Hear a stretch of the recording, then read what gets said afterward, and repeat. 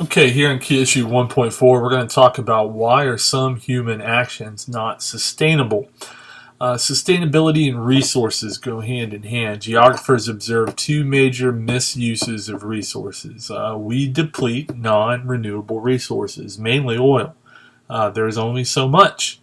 There's only going to be so much, but we deplete it at an ever-increasing rate as population increases, as industrialization increases. We're using more and more oil, and it's non-renewable. Humans destroyed otherwise renewable resources through pollution of air, water, and soil. That's another problem we have. Things that are renewable, we're not taking care of through pollution. Now, the book talks about three pillars of sustainability. There is first the environmental pillar.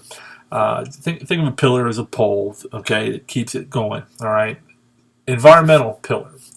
Sustainable development can only exist if conservation is embraced more fully than wasting resources or preservation of all resources. Let's stop right there. What is the difference between conservation and preservation? Conservation is you ration. You don't use it all at once. You purposely say, okay, I'm only going to use this much. I'm going to slow things down.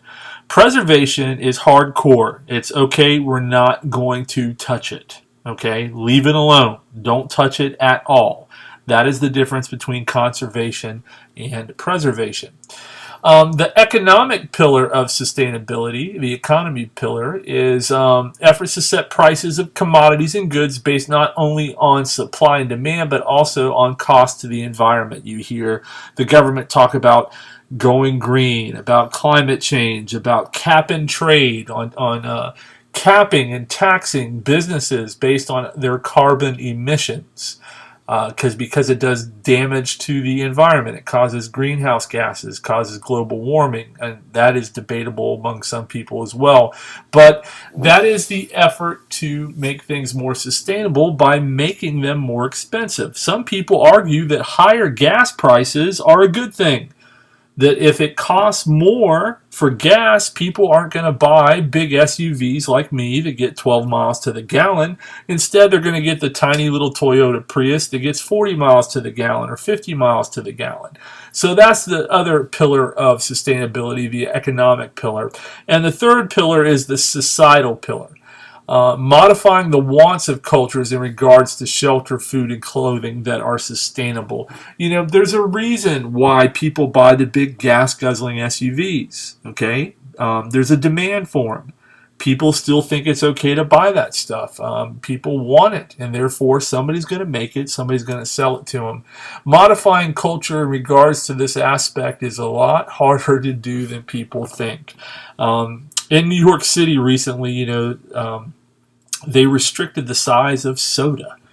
You can't buy the big 32-ounce big gulps anymore. They're trying to modify behavior.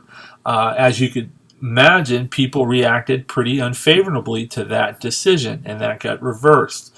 Some people even refer to this as the nanny state, when government tries to tell you what to do. You can't eat foods that are high in fat. You can't smoke cigarettes. Now, some people say you should warn people about that. That's another point of view. Some people say I should be able to eat, smoke, do whatever I want. That's freedom, baby. Yeah. But that is a part of sustainability, that if you tell people and you have them convinced that using these gas-guzzling vehicles is bad long-term for the environment, then after a while it takes shape a little bit. So here you go, the three pillars of sustainability again. There's social, environmental, and economical.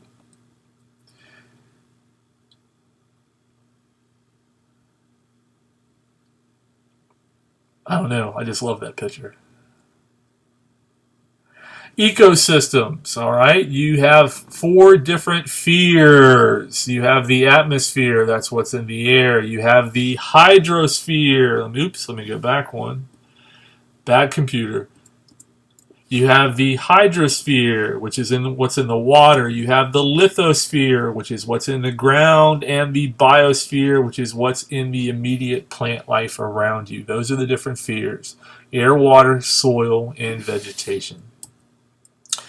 Here you see Pop showing his little kid how to mow grass. I don't know if that's a toy mower or just some type of bucket on a handle, but Dad here is using an electric mower, the most annoying device known to mankind. Some people think using electricity actually saves the environment because you're not using gas. What you don't realize, and some people don't realize, is that most electricity in the United States and around the world is still done in gas power plants. So you're really not saving anything there. And if you've ever tried using an electric mower, you are in for a world of hurt. I think he only got one path done in that yard. Some people, for sustainability, let's talk about that for a minute here, they are trying to xeriscape their yards. You see people that put indigenous plants, indigenous flowers, things that grow naturally in that climate and that type of soil, and that way they don't need as much chemical protection, they don't need as much water, and they don't use up as much resources. Here in Florida, we all like that lush green St. Augustine grass, but it takes a lot of fertilizer, a lot of chemicals to keep those chinch bugs out, and a lot of expense. Now, a lot of that runs off into the water. It's not always the best thing for the environment, but people here at Xeriscape don't deal with that, and people are trying to change the cultural sustainability here and make this more viable. I don't know. Is this your yard in the future? You tell me. Why are some human actions not sustainable? When it comes to the Earth's physical systems, geographers classify natural resources as part of 4 interrelated systems. Abiotic system is one composed of non-living or inorganic matter. And here you have the atmosphere, that's that layer of gas surrounding the Earth, the hydrosphere, which is the water, and the lithosphere, which is the crust and the layer below the crust. A biotic system, and no pun intended, biotic system, is one composed of living organisms, the biosphere, all living organisms on Earth. Okay, so abiotic is non-living, inorganic matter. Biotic is living organisms, organic matter. Simple difference between the two. Interactions in the biosphere. People are now the most important agents of change on Earth. What we do really has an impact on the Earth, from agriculture and slash and burn agriculture and cultivation, what we do with depleting the rainforest and the effects that has on CO2 gas and greenhouse gas emissions. This is very debatable. People will argue about climate change, and you can take different sides on this depending on your own beliefs. Human modification of abiotic systems has ongoing ramifications. Examples: the atmosphere contains more pollutants. Excuse me. Humans have trouble breathing, and that was a real cough. That I didn't time that. I've been to Mexico City before, and they actually sell shots of oxygen. That's right, like a hot dog cart on the side of the street. You go buy a hit of oxygen because the air is so polluted, so much smog. Another thing is water. Without water, humans will waste away and die. You can go a long time without food. That's right, you don't need a snack between classes, but you cannot go more than 3 days without water. Water is crucial. Excessive extraction of resources from the lithosphere, that's the Earth's crust and what's underneath, limits availability of materials for building and fuel for energy. As I said, there's only so much oil in the ground, then it's gone. There's only so much steel. There's only so much iron. You can't make it out of nothing. It's got to come from products that are already here. Excessive erosion or depletion of nutrients limits the biosphere's ability to provide food for humans. If you farm in the same place time after time after time, you're going to have desertification, you're going to have soil erosion, and you're going to have a pile of dirt that nothing will grow in. Okay, so that is a big, big problem as well. Modifying the environment. How do you change it? Does man change it? Does nature change it? Well, there's a couple examples we'll talk about throughout the course here. Few ecosystems have been as thoroughly modified as those in the Netherlands and here in our own state of Florida.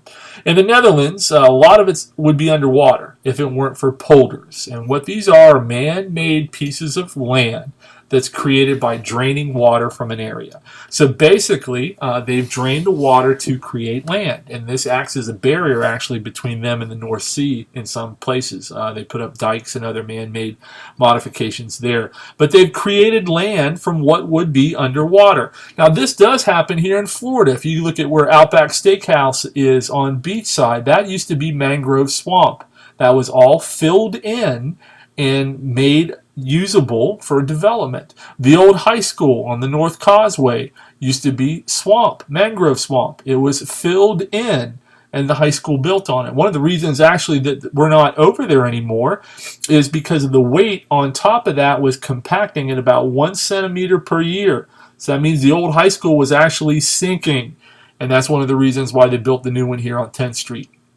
Now back to the Netherlands. The Dutch became world leaders in reducing the causes of global warming and industrial pollution. They're very eco-friendly, very environmental friendly. You will find differences from country to country on this, and as you know, it's a highly debatable topic in our country today.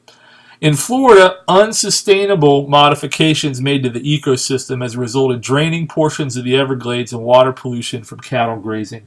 The Everglades, as you know, is mostly swamp, and sugar is a huge industry, and it always has been down in South Florida.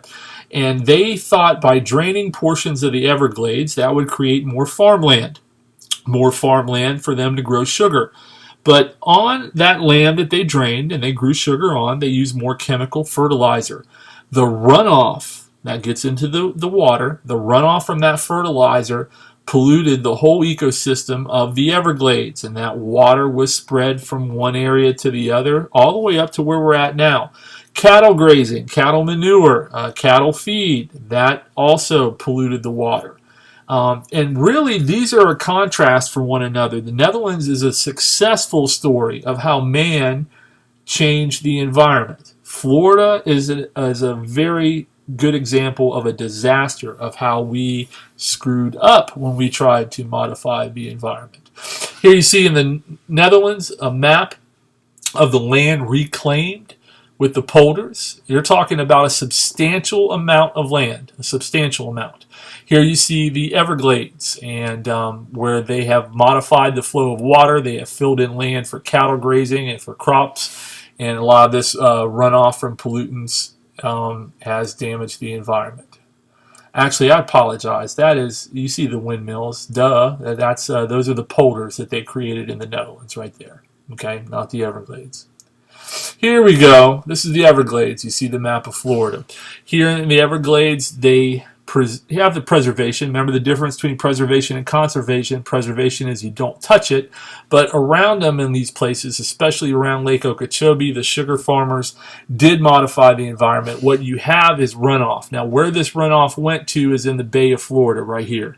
Okay, chemicals from the farming, from the cattle grazing, get into the water supply, and this really is like one giant swamp, and it all slowly drains into Florida Bay. And this used to be coral reefs, lush underwater life. You go there now, it's all dead. Why? Because of the runoff of pollutants from the Everglades, because of man, because of our modification.